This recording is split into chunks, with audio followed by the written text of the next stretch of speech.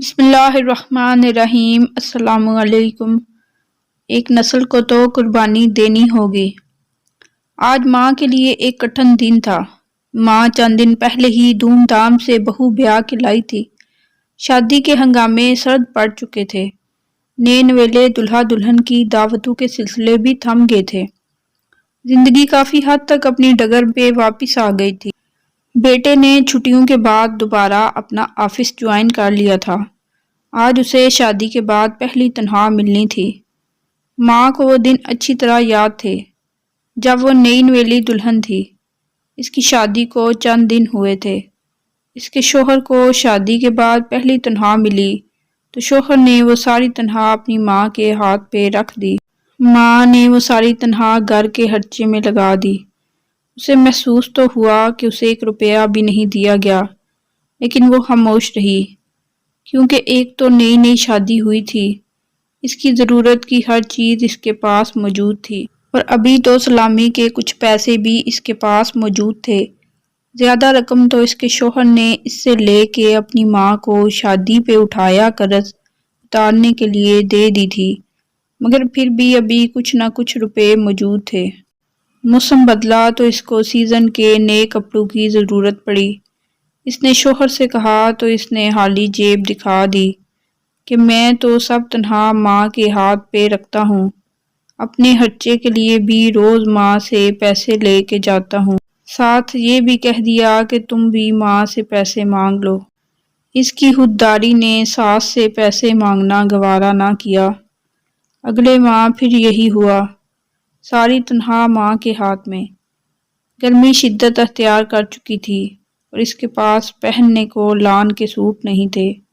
وہ میکے سے اپنی شادی سے پہلے کے سوٹ اٹھا لائی۔ عید آئی تو ساس نے ایک جوڑا لان کا دلوا دیا، ایک جوڑا میکے سے آ گیا، اور سیزن گزر گیا۔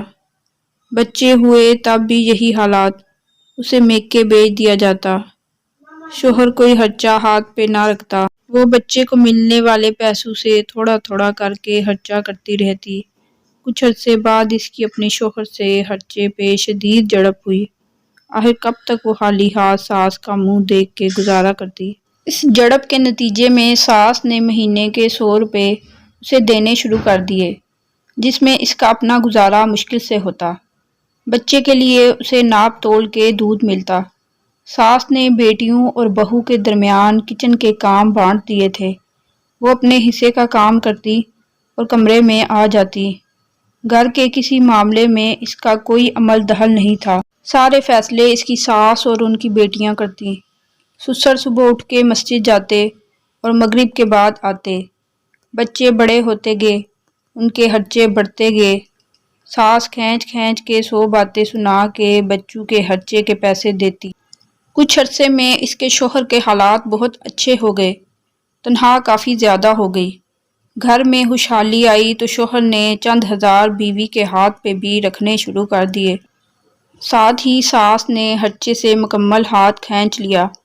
اب اسے اپنے بچوں کے دودھ تک کے پیسے خود سے دینے پڑتے۔ تھوڑے سے پیسوں سے سر پیر ڈھانپتے زندگی گزر ہی رہی تھی۔ گھر کے معاملات اور کچن میں ابھی بھی اس کا کوئی عمل دخل نہیں تھا۔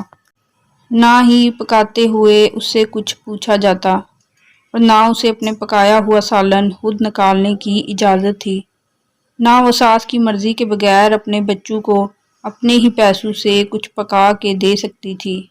ایک بار بچوں کی فرمائش پر اس نے آلو اپنے پیسوں سے منگوا کے بچوں کو چپس فرائی کر دیے۔ اس کی ساس نے پورا مہینہ آئل کی قیمت بتا بتا کے اس کی ناک میں دم کیے رکھا۔ اس کے بچے پڑھائی میں اچھے تھے۔ جیسے جیسے بڑے ہوتے گئے اس کی آنکھوں میں خواب سجتے گئے۔ وہ جاگتے میں خواب دیکھتی کہ اس کے بچے پڑھ لکھ کے اچھی نوکریاں کر رہے ہیں، کما رہے ہیں، اس کے ہاتھ پہ پیسے رکھ رہے ہیں، اور وہ اپنی مرضی سے کھانا پکا رہی ہے، گھر کا خرچہ چلا رہی ہے۔ یہ خواب اس کی جائے پناہ تھے۔ جب جب اس کا دل اس گھر میں اپنی بے حیثیتی پہ دکھتا، وہ فوراً خواب بوڑ لیتی۔ دل ہی دل میں سوچتی میرا وقت بھی آئے گا، میرے بچے بڑے ہوں گے تو میری حکمرانی ہوگی، وہ دن بھی آئے گا میں ساری تنخواہ لوں گی۔ اور اپنی مرضی سے خرچ کروں گی۔ وقت کا کام گزرنا ہے سو گزر گیا۔ ساس ہوئے عدم سدھاری، نندیں اپنے گھر کی ہو گئیں۔ وقار کی جاب لگتے ہی اس نے اس کے لیے لڑکی ڈھونڈنی شروع کر دی۔ جلد ہی اسے ایک لڑکی پسند آ گئی۔ بیٹے کی جاب شروع ہونے کے 1 سال کے اندر وہ بہو بیاہ لائی۔ آج اس کے بیٹے کو شادی کے بعد پہلی تنخواہ ملنی تھی۔ اس کے شوہر اپنے والد کی طرح ریٹائرمنٹ کے بعد مسجد کو پیارے ہو چکے تھے۔ اس کو بے چینی تھی، بیٹا اپنی تنخواہ کسے دیتا ہے؟ اسے اپنی ساری محرومیاں یاد آنے لگیں۔ بیٹا گھر آیا، اس نے ساری تنخواہ لا کے اپنی ماں کو دے دی۔ اس نے ذرا کہ ذرا نظر اٹھا کے بہو کی طرف دیکھا۔ وہ کونے میں کھڑی مسکرا کے اسے دیکھ رہی تھی۔ اسے 25 سال پہلے کا دن یاد آیا کہ تب وہ بھی یوں ہی مسکرائی تھی، مگر اس کا دل ڈوب گیا تھا۔ آج اس کے امتحان کا دن تھا۔ ایک طرف ساری عمر کی محرومیاں تھیں، اپنی مرضی سے کھانا تک نہ پکا اور کھا سکنے کا دکھ تھا۔ گھر کو چلانے میں اپنی خواہشات کو دبانے کے دن اس کو ازبر تھے، تو دوسری طرف اس کی 4 دن کی بیاہتا بہو تھی۔ اس کا وقت آ چکا تھا۔ بہو کو اپنے وقت کے لیے ایک طویل انتظار کرنا تھا۔ اس نے ایک دم فیصلہ کیا۔ بیٹے کی تنخواہ میں سے اپنے اور اپنے شوہر کی دوائیوں اور ضرورت کے لیے کچھ پیسے الگ کر کے اس نے ساری تنخواہ بہو کے ہاتھ میں رکھ دی کہ آج سے تم اس گھر کا خرچہ چلاؤ گی، میرا مشورہ شامل ہوگا، ہم مل جل کے فیصلے کریں گے، مگر پیسہ تم اپنے ہاتھ میں رکھو گی، گھر کا بجٹ تم خود بناؤ گی، میں تمہاری ہر طرح سے مدد کروں گی۔ اس کا دل اس کو دہائیاں دے رہا تھا، اسے بتا رہا تھا کہ اس اقتدار کے لیے تم نے اپنی زندگی کے 25 سنہری سال انتظار کیا، اور آج یہی اقتدار تم نے 25 دن کی بہو کو سونپ دیا۔ تم نے کیا پایا؟